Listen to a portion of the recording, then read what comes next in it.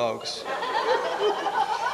Will you keep 2 automobiles for them and not complain when you have to walk?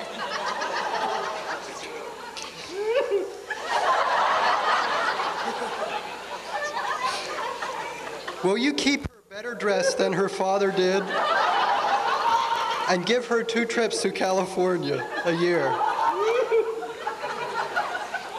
In short, will you humbly be obedient, allowing her to have her way in all things whatsoever, so long as you both shall live? The answer is, I will. I will. Fantasia Broadbottom.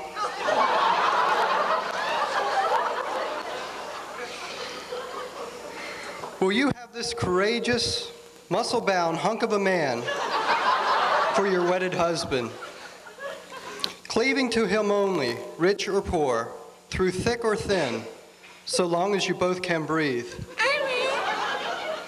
Will you gladly darn his socks, light his pipe, build the fire, press his clothes, milk the cows, and hoe the garden? Will you stay at home and let him go to parties, shine his shoes, and never search his pockets? Will you promise to make his life as miserable as possible, so long as you both can bat an eye? The answer is, I will. I now pronounce you man and woman, and may anyone who has the nerve kiss the bride.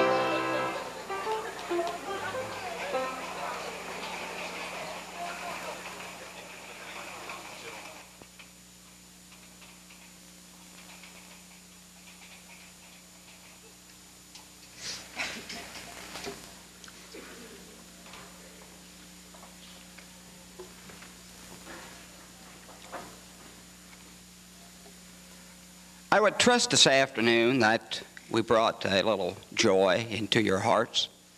It's been quite tiresome, I guess, for you people to sit there. We'll go through this as hastily as we can. But there's a couple of things I'd like to say in regards to this before we get into the serious part. I'd like to thank everyone who has taken part. Like they say, you can't live on thanks, but it shows good manners. But without any person back of me here, this really, I feel, could not have been accomplished last night and today. And it is indeed a worthwhile show. I mentioned last night we were happy to have Todd with us in the wheelchair, and Eddie is in Erie Hospital in a rehabilitation program. And today we're happy to have Kathy with us, Kathy Shulver from McClure. The proceeds from last night's show and this afternoon's show will get divided equally in thirds to those 3 fine young people. Also at this time, I'd like to pay just a small token of respect and like to introduce to you the gentleman who I feel made this possible. He directed the thing, he seen that the tapes were made.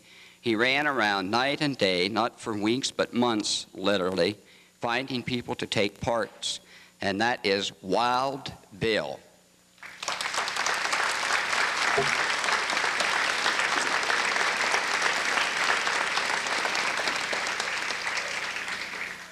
He practically choked me back in the dressing room and promised I wouldn't do that. But I can't help but think that it was worthwhile. Also, I'd like to recognize at this time the young lady who just about drove the old man out of his mind trying to take her picture in the park, our 1984-85 Fair Company Queen, Kelly Seward.